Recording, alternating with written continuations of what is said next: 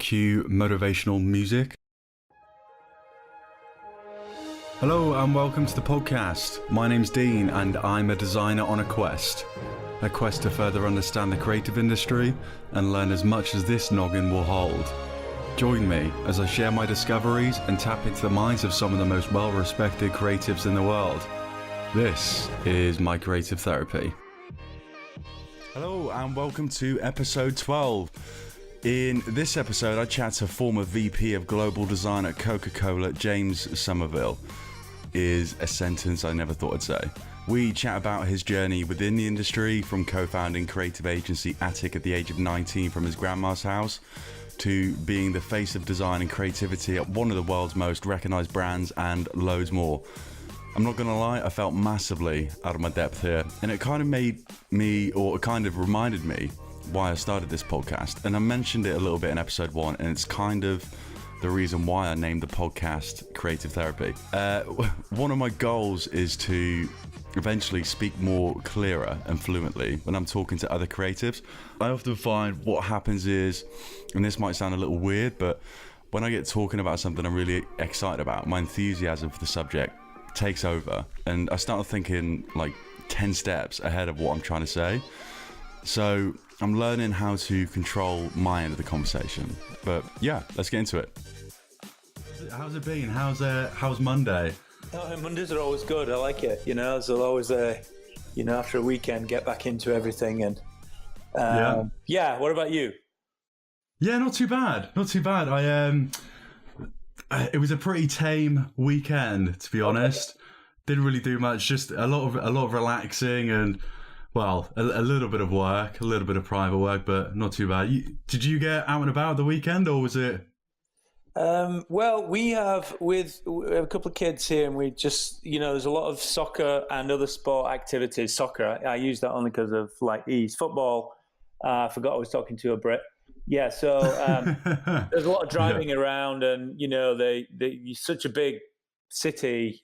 Fields are not just the next school or the next club. You got to like almost drive for an hour or an hour and a half just to get to a field. So that was fun. Wow. Yeah, but it's kind of part of the weekend routine. It's all good.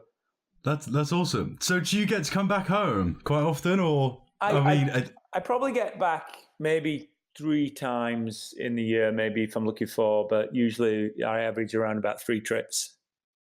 Awesome. Yeah, that's cool. So yeah, if you don't mind, James, I'm recording now. Okay. If that's cool. Yeah.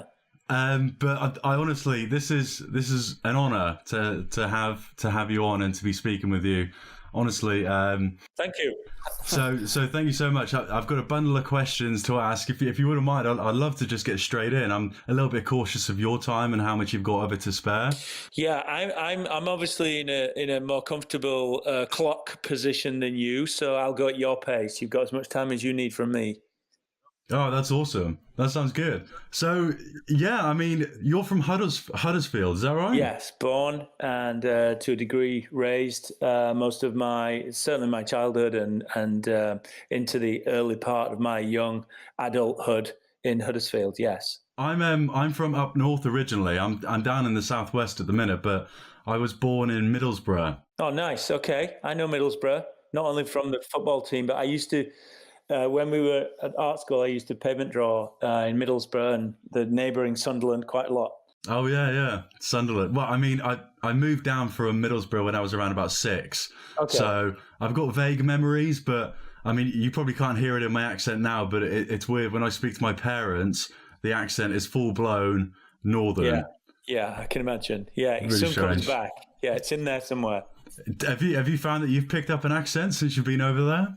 Well, you can tell me that after we finished speaking, but I don't think so. I do find myself using some of the US words, as I just talked about soccer.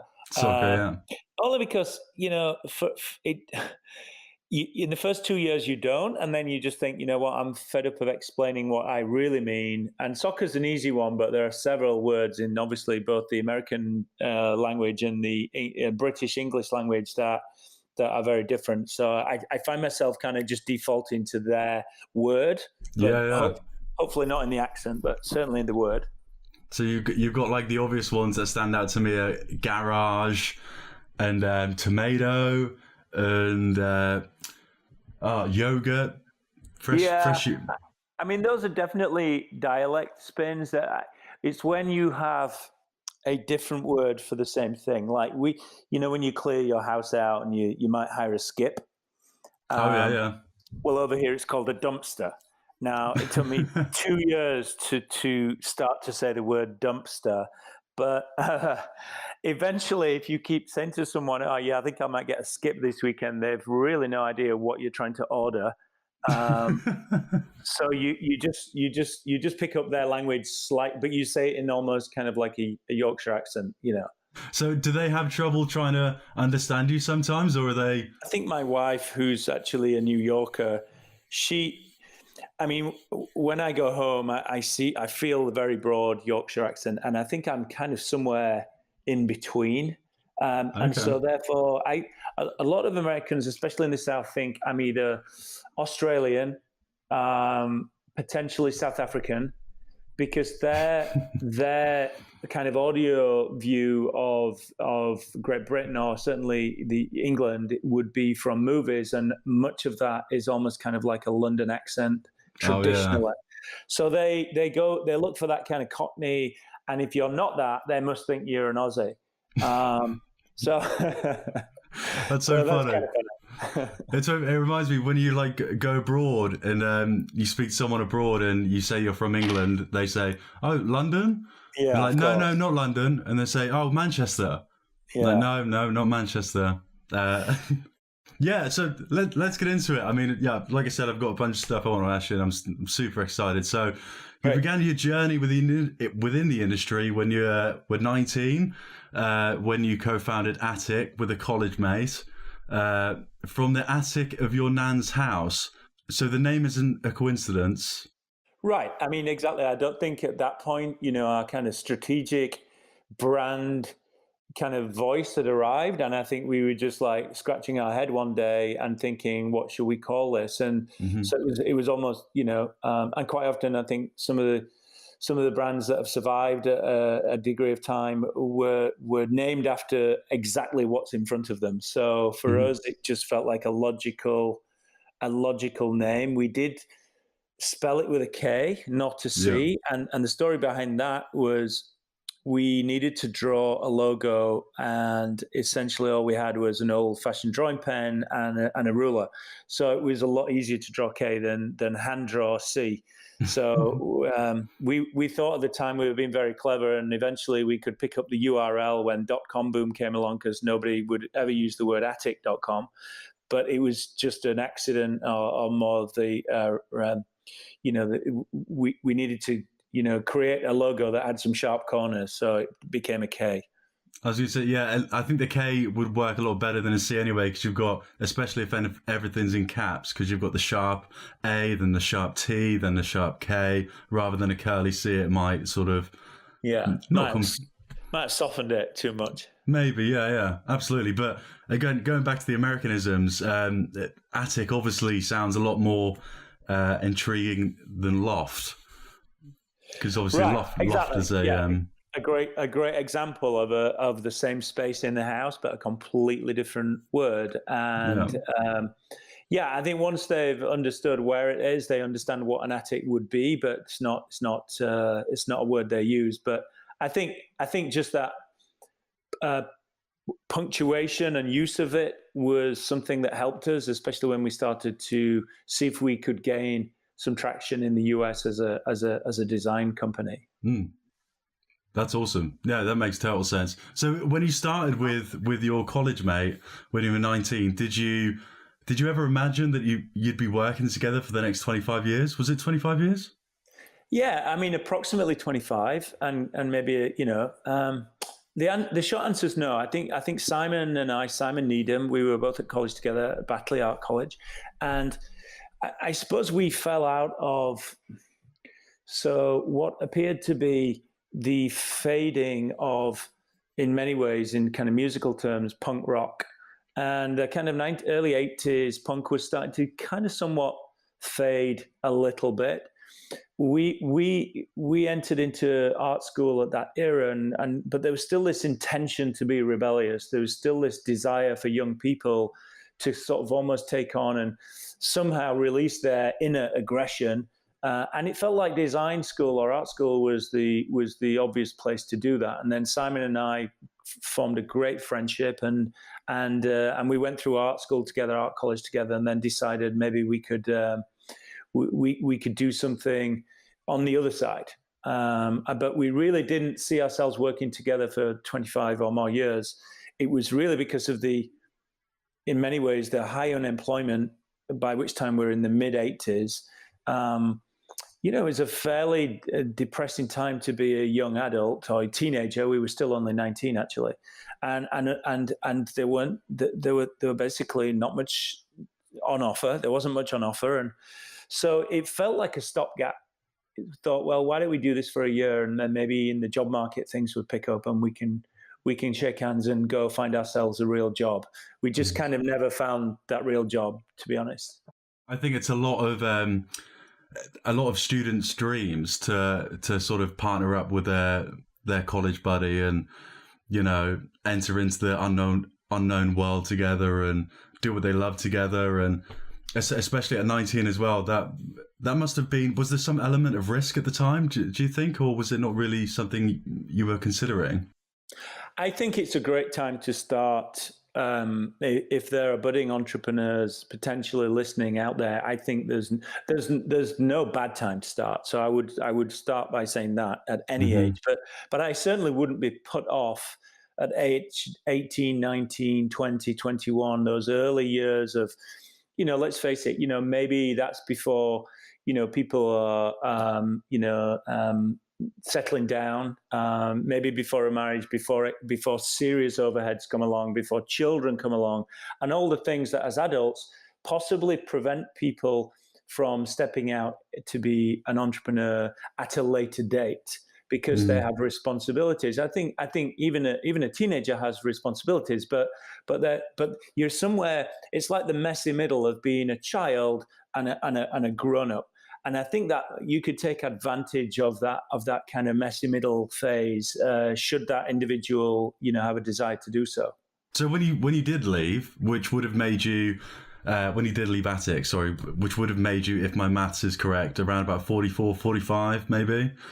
Right. I seen an interview you did with Drum where you said, I just felt the time is now to go back to being a creative entrepreneur and see great opportunities over the next 5 years. And it made me think, fair play. Did you have any idea or did you have anything lined up at the time, or was the plan to just roll with it and just see what happened?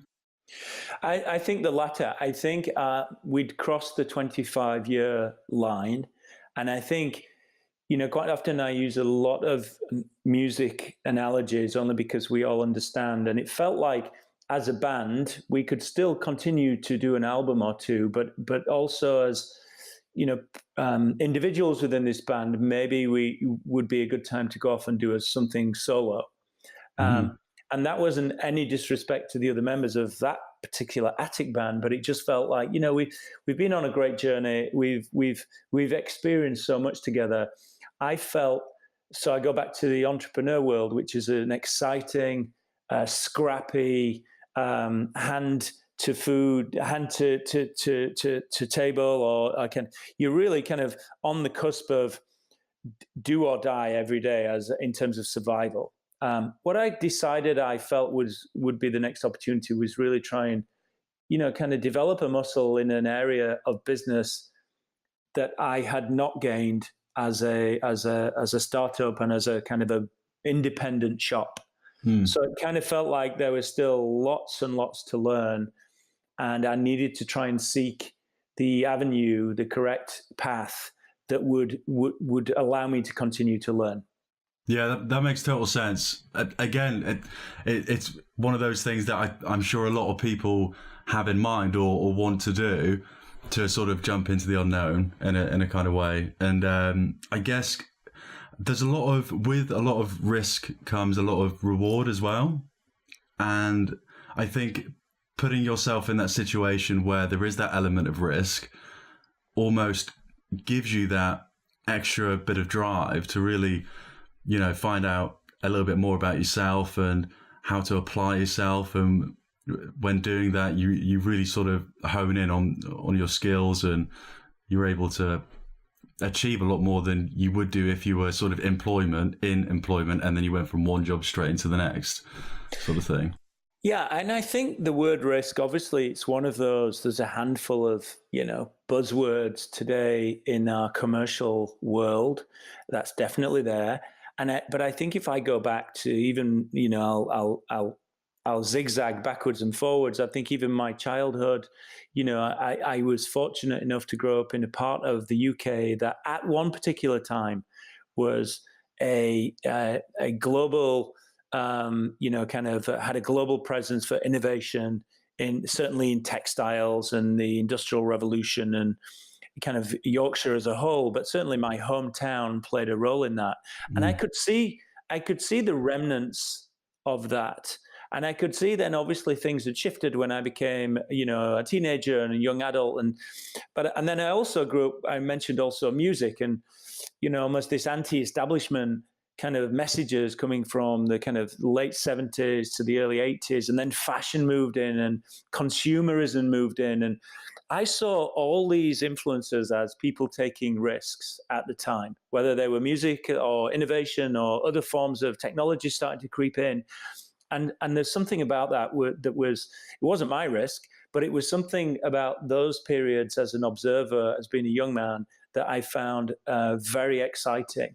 And of course, not every risk will reward, but that shouldn't prevent anybody at least trying something new. That all these things that were around me were at the time very new, and I think that some things like that stuck with me as I grew older. Yeah, I think I've seen somewhere that Yorkshire was named like a hotspot for creatives or companies or something. There must be a decent music scene in Atlanta, right? I think John Mayer, Outkast, who else is from Atlanta? Ludacris, Usher. Do they make a big deal of it, like the whole music scene over there? Yeah, there's definitely a strong music culture, art scene in Atlanta. I mean, it's got this kind of undercurrent, this very strong creative undercurrent. The US is so, obviously, we know it's such a large country in its entirety that you find these pockets of kind of like inspiration just under that umbrella, whether that is music or it's visual or it's architectural. And whilst they don't have the history of the UK or even other parts of the world in Europe, they certainly have this very strong desire to want to either compete today, innovate today, and we all know, what the US has developed over the last 2 decades in businesses and brands that never existed, and technology and all the things we couldn't do without today. So you're kind of surrounded by this very optimistic, innovative, daring. I wouldn't call it community. It's a country, of course, but as almost the DNA of the people that live here. And I find that really fascinating as well, to be surrounded by that type of an individual. I love it. I absolutely love it. I went to Florida when I was younger, and I was only young, but I remember coming back feeling super inspired. I didn't really know what I wanted to do at the time, but I knew I'd come back feeling inspired. And there's a certain energy, I think. I mean, I was in a holiday resort in Orlando, but it's something that I think I've always wanted to do and might do when I'm a little bit older, maybe, is to try and jump ship and try something in the States. I'm going to New York in April, and I'm going with my girlfriend, and I said there's a chance I might not want to come back, so be prepared for that. Yeah, the US, I think, has always been kind of the land of opportunity. Let's go back to the forefathers and the birth of modern day America, and it was always seen as this kind of land that needed to be conquered, and people could live here and prosper. And jump on the Mayflower and make your way over. But I think it's still got that kind of, there are many challenges as with any country, and social, economic, political.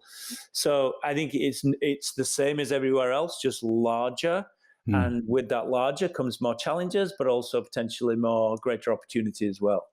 Yeah, I can't wait to check it out and just see what it's all about.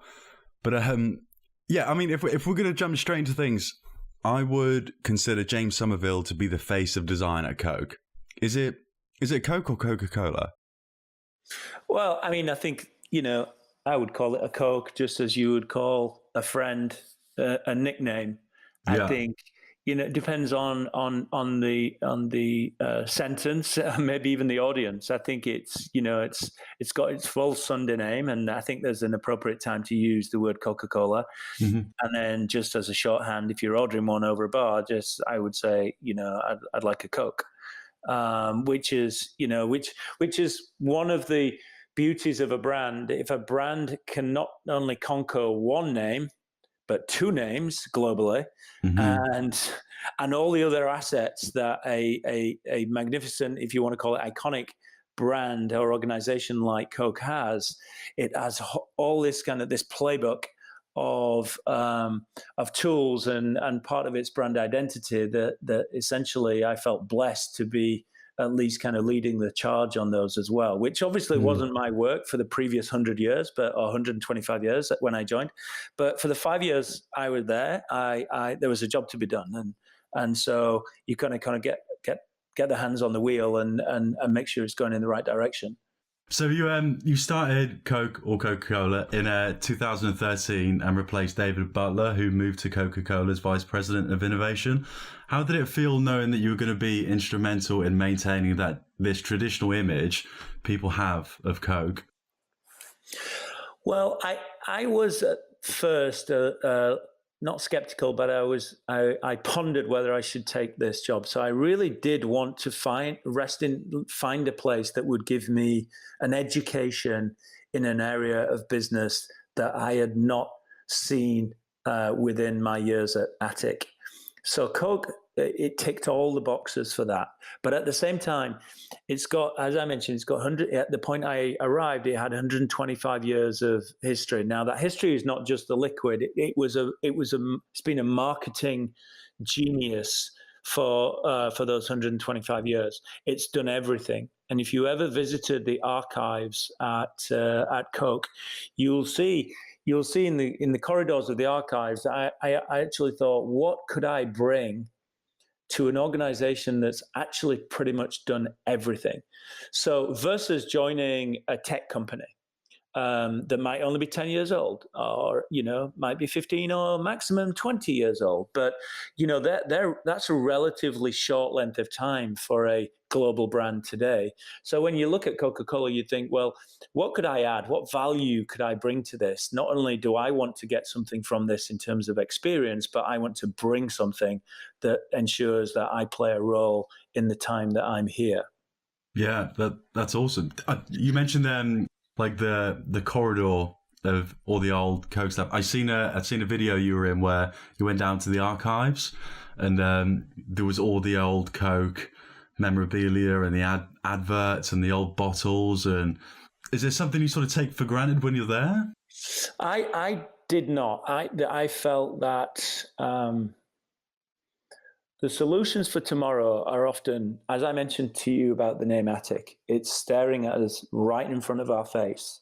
So why overcomplicate things? And I think the solutions for many brands with such a deep heritage are often found in their archives. Now, what I don't believe in is just serving up work that is a walk down memory lane. That's a completely different execution. But what I mean is Coca-Cola were the first brand ever to introduce, they were called coupons in the 20s and 30s. Like 5 cents would get you a Coke, and they were paper coupons. Now today, then it moved into direct marketing, then it's into kind of social media, and they were creating things back then that would look on paper right now very old-fashioned, but at the time It was groundbreaking marketing, strategically and creatively. So for me, what any organization needs is an edge. And Coke's always had that edge. So for me, by going into the archives, I studied historically where did they get their edge from in the 20s, the 30s, the 40s, the 50s. I'll keep going because every decade allowed them to create a different edge. And that edge kept them at number one and still number one. They're still number one soda in the world. So the point for me there is by really studying the archives and understanding strategically why they did it, not just creatively how it looks, because if you're only judging it from a creative point of view, it's old-fashioned. But if you really dig a little deeper and double click down into why they did it, what was the reason, how did they go about it, then you can transport some of that thinking forward into today stroke tomorrow and still regain or maintain that edge, but it's served up in a completely different way today. So the archives are much more than just a walk down memory lane and a kind of visual blast from the past to me. I know what you mean. Coke definitely has this image to it that I don't think any other brand has. It reminded me, I was speaking to a friend the other day about how brands can take away a core element of their identity. Just say the logo, for example, and it's still recognizable. And there's not many brands that can pull it off. Google often play with the logo on their landing page sometimes with the whole Google Doodle thing. But it reminded me of the Share a Coke campaign that must have launched around about the same time you were there, where the logo was stripped from the bottle and replaced with people's names. My friends still have glass bottles with their names on in their kitchen. This seems like a campaign which would be super hard to get approval internally. Was it a hard sell? Yes, that was generated by the Australian business unit, as you would call it. So the Australian office of Coca Cola and the agency there. And I think the amazing thing about Coca Cola's, in 200 plus markets. So Australia and New Zealand and kind of that whole kind of corner of the world would be classed as maybe, one or two business units. There's something amazing about a team that would have the bravery to try something new. Now, would that have worked? Would that have been launched in the USA or even Europe on what we might call very progressive, large markets? Probably not. And the beauty of Australia, and maybe it's part of the Australian culture, is to try these new things. And what actually happened is it was a huge success there, and then it was exported to a second business unit, a third, a 10th, a 20th, and then before you know it, it's all around the world. But they're almost kind of like a business unit like that are almost kind of, I wouldn't call it guinea pig in an idea, but because it's their idea that then it is, everybody sees how successful it is, and they can afford to take the risk then in larger markets like North America or the UK or Europe or Japan, because then it's been proven out in a market such as Australia. So there's often a ping pong effect or a join the dots, whatever analogy, where it might start very small, very experimental, and then if it's a success, it grows. If it's not a success, they move on. And I think Coke's been great at things like that, at being able to maybe trial things in different markets and scale them if they work. And that was one of the things that I really learned to do in the role that I had, and obviously before that at Attik and the agency. You never really get the sense of that scale. You don't own that scale.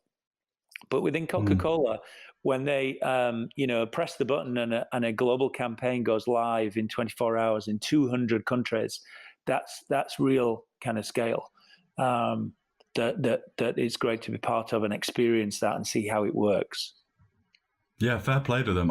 To be honest, I didn't know that it had started in Australia, which kind of makes a little bit more sense. I can imagine if something similar was to happen in the UK, the amount of politics internally to try and get something like that approved would just, like you said, it probably wouldn't happen. Yeah, there was a follow-up to this, which wasn't our names on on Coke, but I think it's probably 18 months ago, Australia as a country was going to vote for same-sex marriage. So it was a national vote, and many brands were coming out in support of the vote. It was maybe it was called Vote Yes, the Vote Yes campaign. And Coca-Cola business unit in Australia decided that they wanted to produce a limited edition can or pack that just said that clearly demonstrated Coca-Cola's support in this ballot. So, and they used the same lettering that they'd used for our names and wrote the word love, Love. So that came to my team and myself in Atlanta.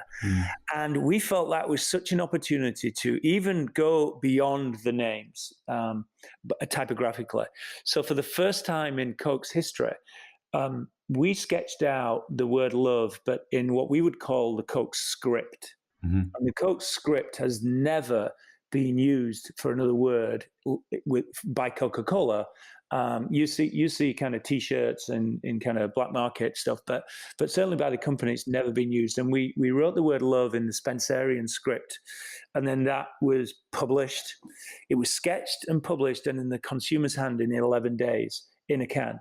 So the idea of being able to turn an idea around very quickly, but also the bravery and the legal, we had legal approval and business unit approval, global approval. So there's many people approving it, but ultimately it became a very successful and a bold statement in support of the campaign itself. Yeah, I'm just trying to think if so the names on the bottles, were they written in the Coke script font, or were they? They were written in a font called U, Y-O-U. That font. So when you see the word Coke, i.e. Diet Coke, that is almost kind of like a Roman font. Right. Okay. And so the word Coke is different font to the word Coca Cola. So when you've seen your name and my name on bottles and cans, we would have used the Roman font. It's almost kind of the secondary font, but it's not the logo. It's the Coke logo rather than the Coca-Cola logo. And for the word love, we use the Coca-Cola script. So because I think it was within the last, maybe 5 years ago or something, didn't Neville Brody create a typeface for Coke, the first typeface? Yeah, so I'm good friends with Neville. It's probably maybe 3 years ago, actually. 3 years ago. I felt, again, going through the archives, Coca's got what I'd call a proprietary bottle, without doubt, a proprietary liquid, a proprietary red, a script, a dynamic ribbon, the word Coke, the word Coca-Cola, everything that it's got within its kind of war chest of branding, it owns. It owns outright, and it's taken decades, if not a century, to establish those great iconic visuals. In my opinion, what it didn't have from a communication font was an ownable font. It used a great font that was introduced to the Coke brand before my time in around about 2005, and it was a classic, sans serif font for point of sale, for taglines, for just communication. And so what I felt was it was time that Coca-Cola had a proprietary font.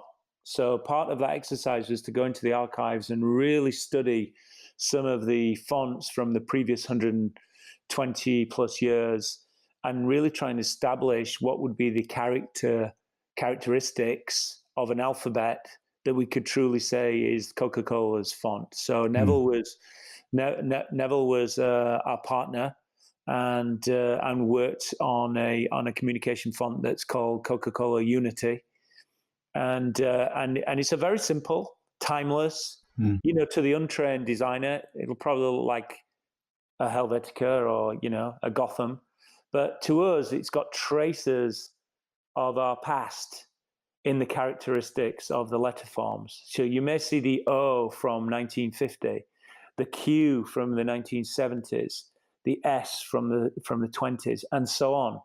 So when you look across that alphabet, it to the untrained eye, they won't notice, but we know that the ancestors of Coca Cola are embedded in that alphabet. Yeah, that's beautiful, man. I mean, it's like it just strengthens the whole identity as well, and the nature of it, and the characteristics of it. And Neville Brody himself, he's created some awesome work. His he did the Channel 4 typeface as well. Mm-hmm. That was great because it sort of lent itself to. I think they might have rebranded shortly after or shortly before, where they were using shapes with like this gravity effect to them, where they were falling on top of each other, and they were all sharp cuts.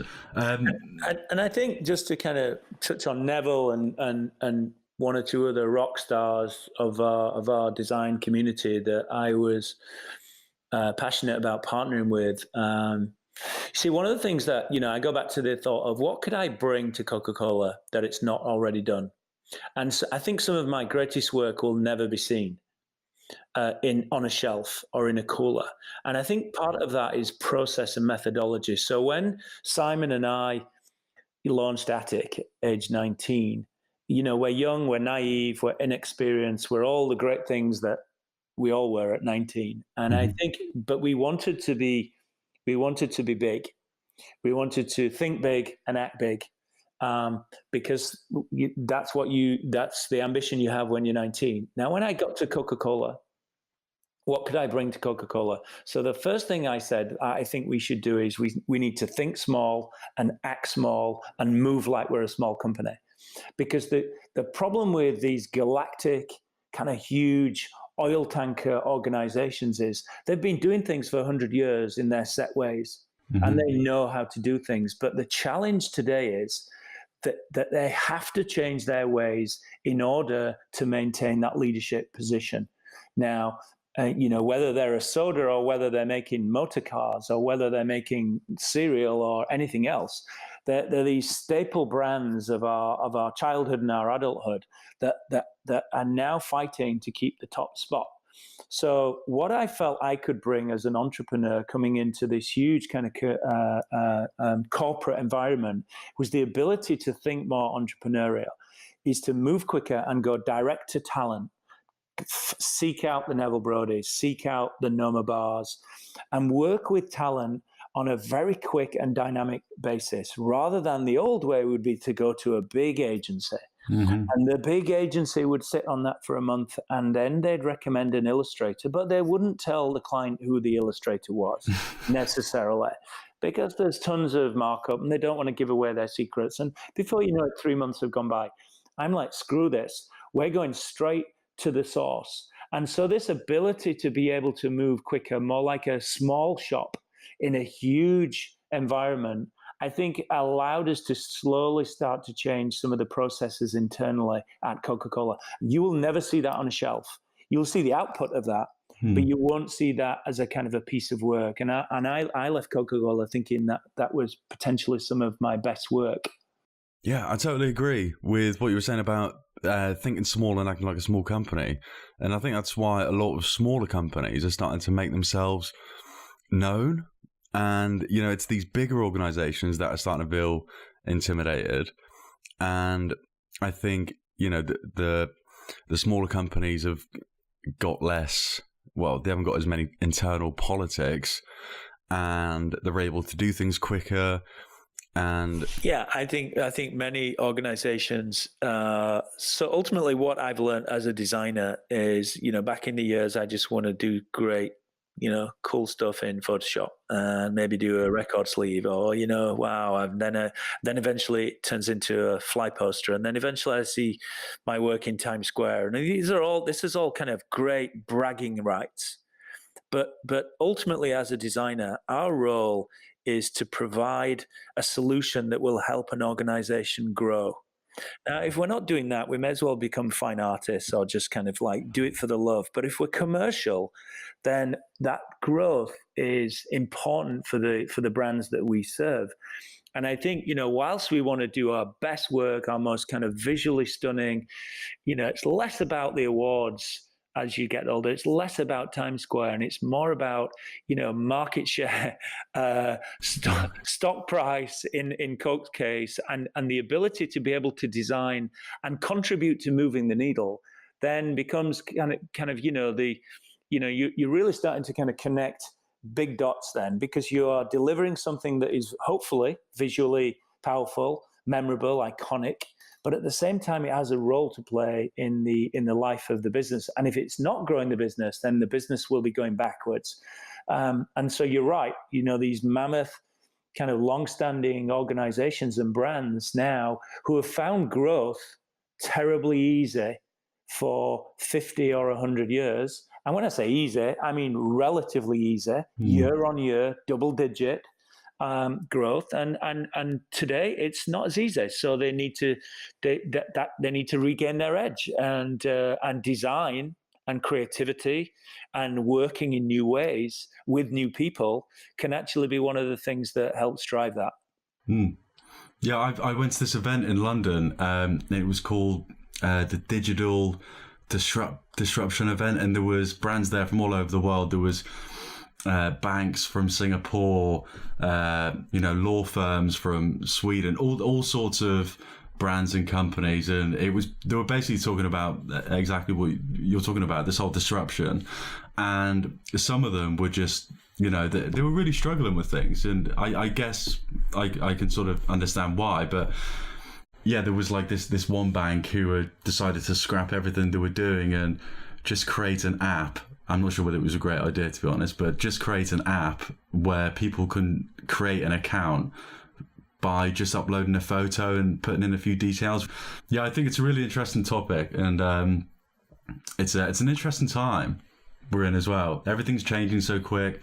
People don't know where it's going, and I think that's why it's so great for designers, because with every new platform that comes out, or with every new piece of technology, is the opportunity to create something for it. And I think also one of the trends of the last 5 years, certainly, and still here today, is this notion of collaboration. And I think traditional agencies, organizations have been very siloed. So there's this kind of immediate rush across the other side of the port to starboard side to collaborate, and that's great. And I think good designers are willing and able and promote collaboration. The problem with that is, and I read recently, the term was used, it's got a blind spot. And the blind spot is that whilst we're all running towards collaboration, it's not really kind of teaching us how to, it's not provoking a defensive behavior. So in other words, I want to stand up for my idea. I want to sell it. And if you don't believe in it, that's not me not collaborating. That's me kind of feeling passionate. I know strategically it's right.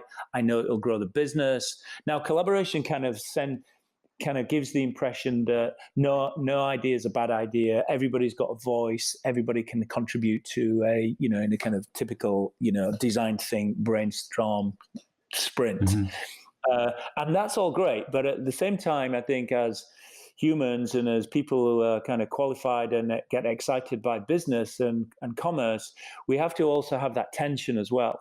That tension of being able to, provoke these very interesting discussions about, and with that comes disagreement and agreement. So I think it's an interesting time as to how soft and gooey we go over there to collaboration in defense of us being siloed, which the world has been in corporate situations. So I think I'm kind of monitoring that at the moment, but I would not want anybody to kind of lose those, creatively defensive behaviors at the same time. Yeah, absolutely. I'm seeing more and more of it as well, collaboration.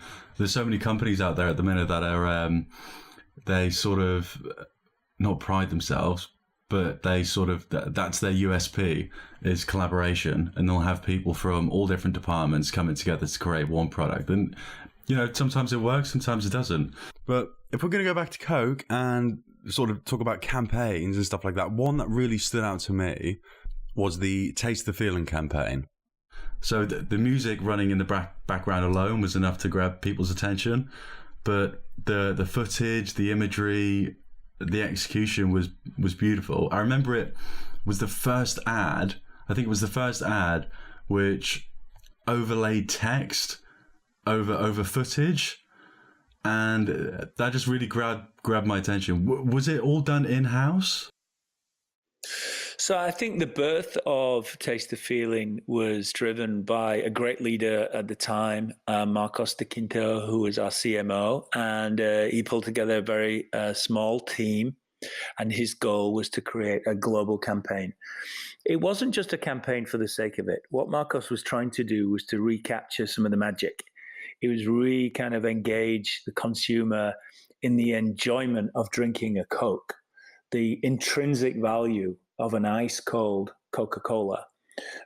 Quite often, I think in previous iterations of campaigns, the product had almost fallen into a secondary role, potentially a tertiary role. Oh, there's the Coke in the background. And it was more about, kind of something else. So Marcos had a vision to bring back the liquid. And so with that was an opportunity not to use any of the previous material, but to create some fresh perspective on a very obviously very familiar brand. So in this kind of small team, I my role in that as the design guy was not really to do any of the traditional advertising, but they were looking for someone to take on the print. Now, print being billboards, walking in a supermarket, out of home, all the kind of photography. So I was asked to lead that, and again, I spent hours in the archives. I was looking at some of the hand-painted illustrations from the 50s and the 40s and the 30s, where you had these kind of like, in many ways, these soldiers in the US coming home from the war, these bikini girls, hand-painted, kind of, and they were all kind of a little edgy for the time, but they also had a great storytelling to them. And I was also kind of obsessed with the work that was done not only for Coke by his broader portfolio of Norman Rockwell. And Norman Rockwell, to me, as an artist, as a painter, is an insane storyteller. If you look at some of his canvases, the amount of things that you can take from that in one image is untrue. So I thought, well, what if you could blend Norman Rockwell and Instagram? So you've got the storytelling of Rockwell from the 40s and the 50s, but it's immediate and it's spontaneous and it's as if it just happened on someone's iPhone.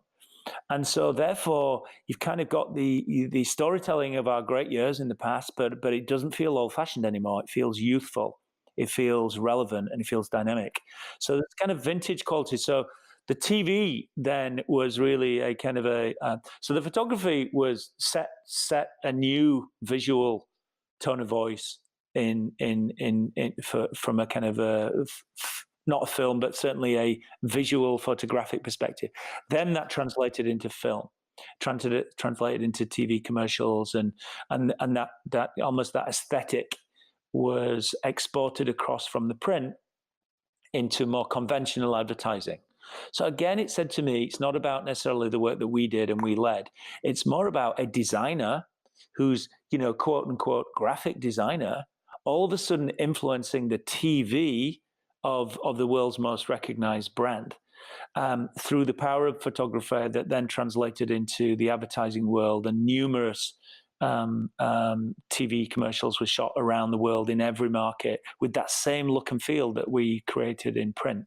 So it was just another great example of kind of going back to the early years of music being influenced by music or innovation in Yorkshire, of being kind of that bravery that people showed back then when I was just a kid or a teenager, or I wasn't even born. And why can my team, why could I not tomorrow still have that level of bravery? Because you just don't know what's around the corner. And I think all credit to the gentleman, to the leader who gave me the opportunity to lead that, and then that resulted in the look and feel for Taste the Feeling. Yeah, that's awesome. It's great how kind of like one thing can lead to another, and I think the more material that you have for a campaign, the more powerful it becomes.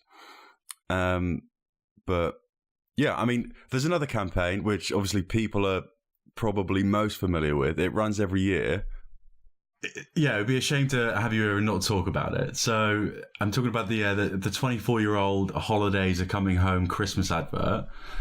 Okay. It's obviously it's huge, and personally for me, it's what signifies that Christmas is around the corner.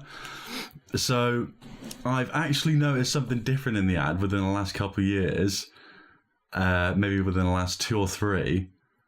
So Santa, when he's driving off towards the end of the advert, he doesn't wink at the kid anymore. Yeah, I mean, to be honest, I think there are certain things that change ever so slightly.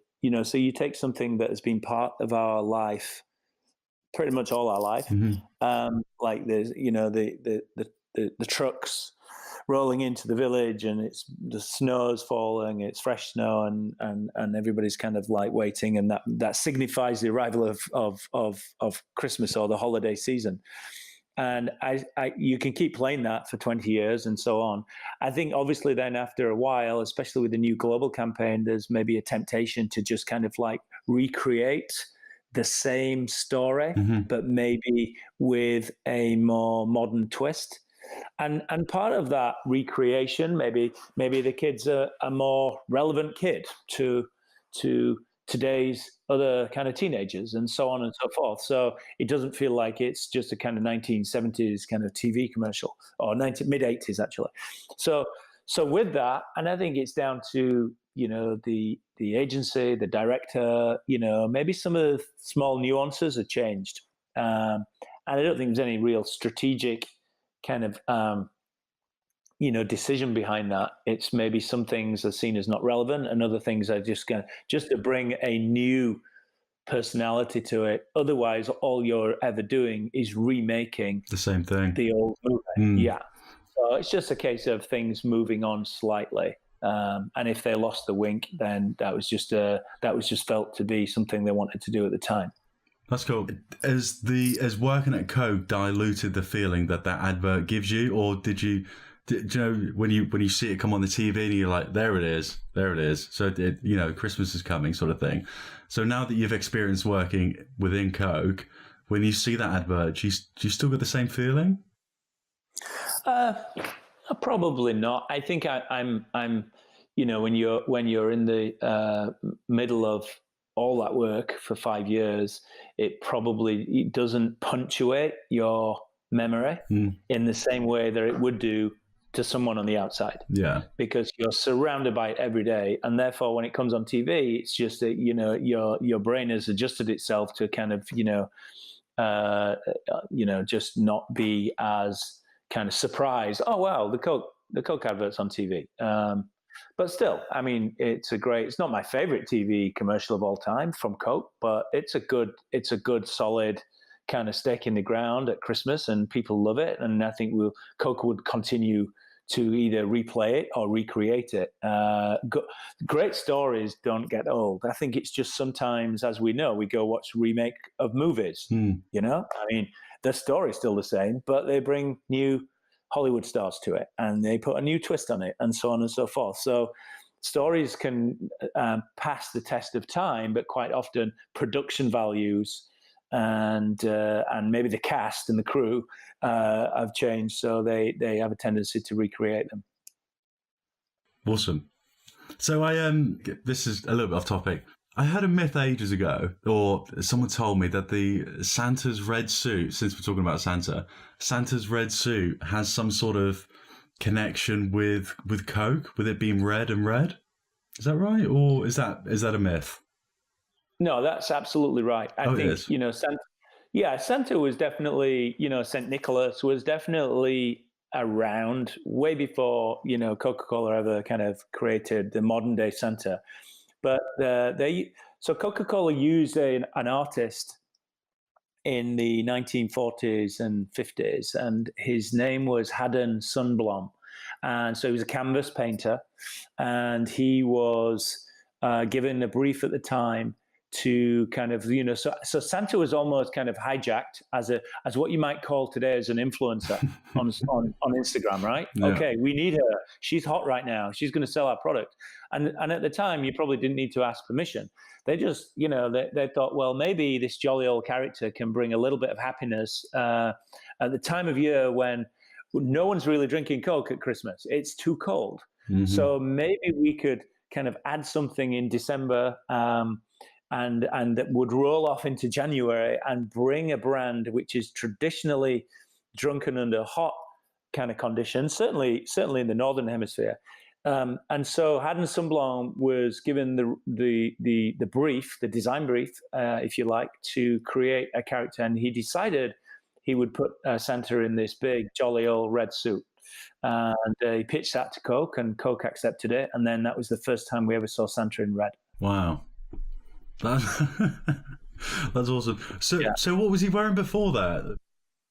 Well, I think if you look at the history of Santa Claus and St. Nicholas, and I think he probably had a green suit on, actually. Yeah, green was the color that came to my mind as well. Yeah. So, he took, again, another classic.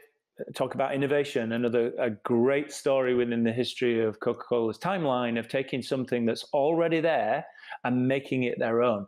And so that's the sort of thing that you realize in the archives, all these amazing, very bold, very brave stories at the time that could have flopped, but, let's call it 70, 80, 90 years later, it's still working. Yeah, that's awesome. Again, going slightly off topic, but I once read in the IDSA that, again, this has nothing to do with Santa. I once read in the IDSA that in collaboration with the University of Huddersfield and Regional Development Agency, you conceived the world's first creative industry-based master's degree course. How did that come about? Well, I think at the time we were very close to the University of Huddersfield for decades, and I still am. But at the time, we were also, I think one of the things we found in Huddersfield, being very transparent, was it's very difficult to retain talent.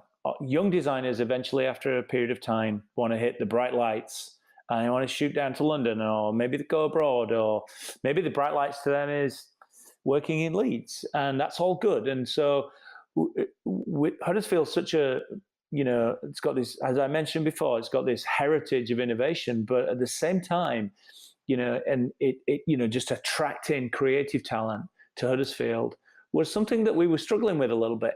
And so we formed a partnership with the university, and at the same time as kind of creating this, it was a prototype for us. It was something that we would see if it could potentially work.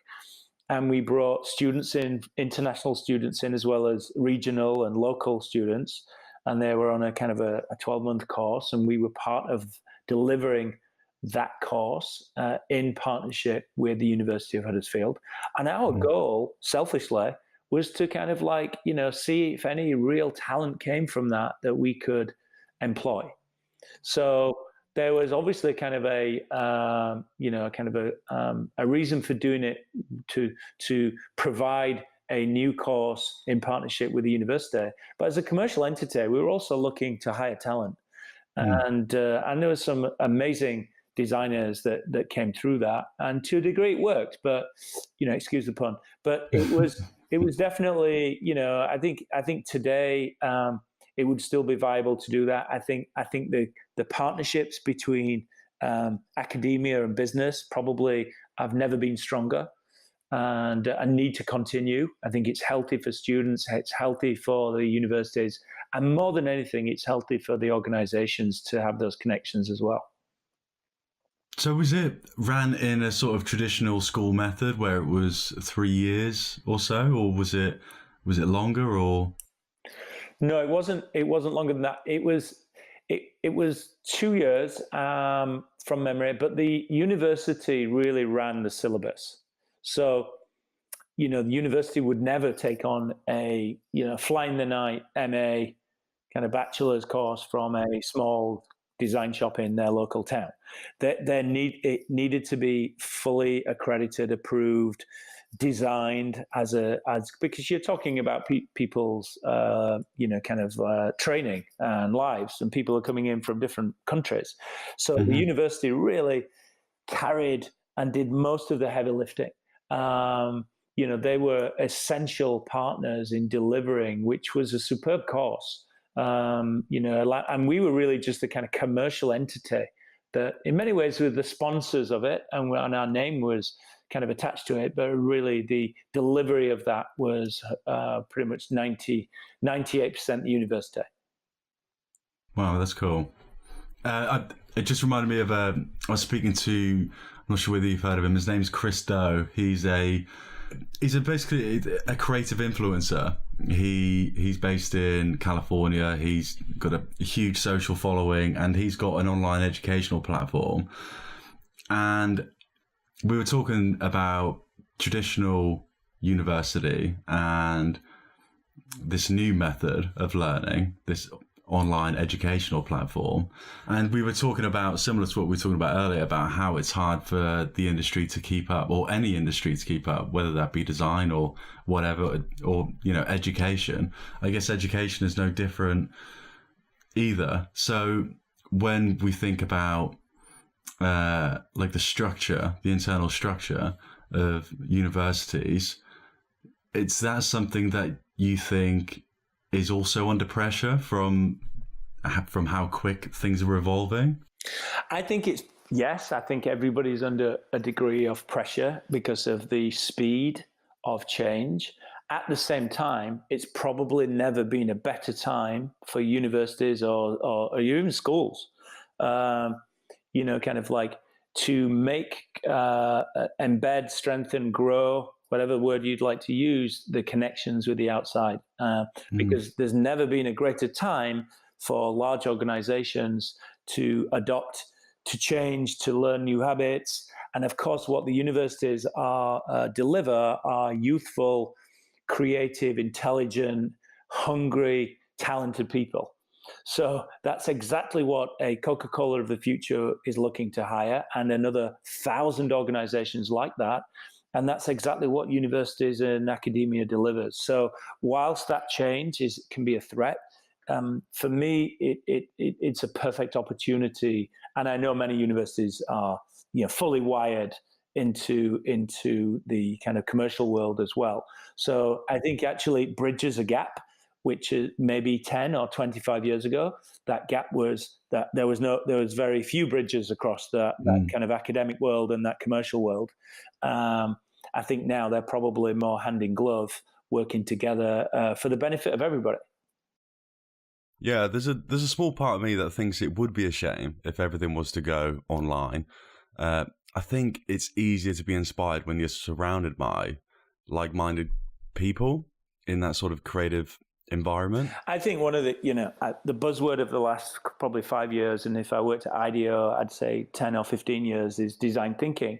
I think it's certainly caught fire in the real world, in the outside world, beyond designers who intuitively have a design thinking process, but now it's become a methodology that the C-suite of large corporations want to understand how that works. Now, for me, I think that's really just, it's going back to basics of almost teaching us to be, to a degree, age 6 or 7 again. And I think, once we can start to, I think many schools now are starting to bring in the kind of, and understand the power of design thinking to educate young students. And by that, I mean also at school, not just education, to implement that into their curriculum.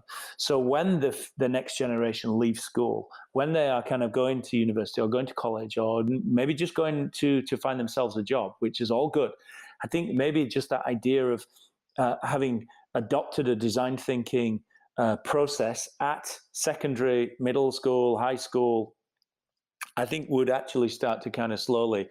I mean, obviously we're designers, so I think that's a great thing. I'm sure if I was in another field, I'd be encouraging schools to look at other areas as well, to prepare them for the real world. But I do think, design thinking cuts across a lot of sectors, and also within an organization, a lot of departments. It's not just for the design team.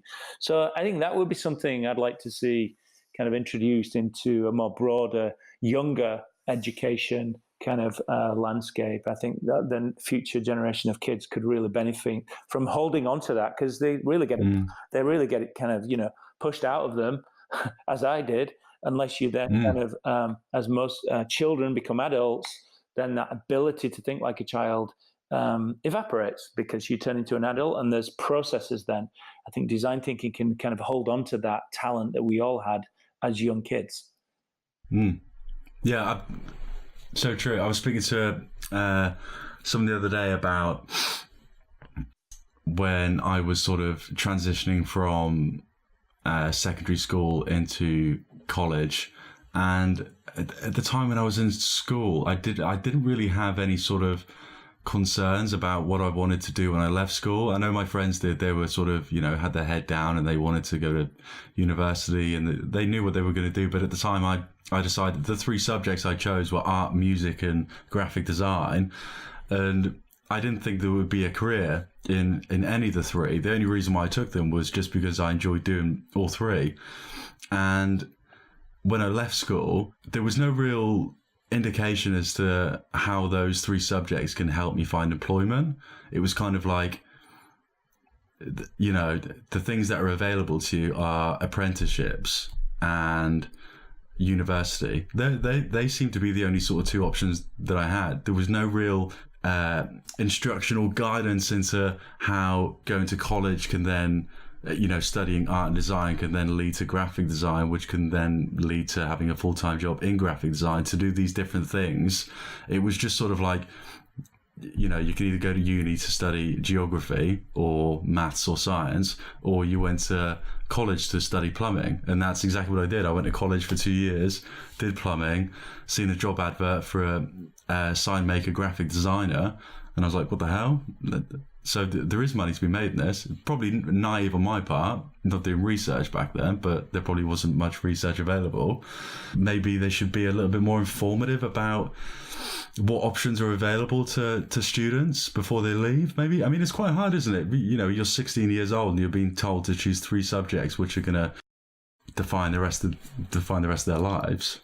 Yeah, and I think peeling all that away, that's why I'm such a fan of design thinking. I'm sure Stanford University and IDEO, they're really the masters at this and leading the charge. But really it's about developing, creative confidence. So whilst there's the process of design thinking, who doesn't want a child to leave school who doesn't have that creative confidence, even if they want to be a plumber? That's that's okay. And they want to work in a bank, or they want to be an accountant or a doctor. But it really, at the basis of that is empathy, is understanding, is really, having a point of view, moving to ideation, making it real, prototyping it. And those skill sets can be applied to any trade, in my opinion. So it's not necessarily a maker generation of technology and designers. It's really skills that we all use every day in the field that we chose. And I think that's what design thinking teaches people beyond kind of maybe the end product, which could be a highly creative product. But at the same time, it's, as I say, it's more about developing this creative confidence that allows them to take that with them. And I'd rather leave with that certificate than a B in geography. Yeah, I could talk about education all day. It really is an interesting subject. But oh my God, I've just realized we've been chatting for an hour and 27 minutes. Wow. I would love to carry on this subject. I think this subject in itself could have its own episode. If you're interested in maybe doing another one. Definitely, yeah. More on that, hopefully, next time. Well, thanks so much, James. I really appreciate your time. Have a great week, and I'll speak to you soon. We'll keep in touch. You too.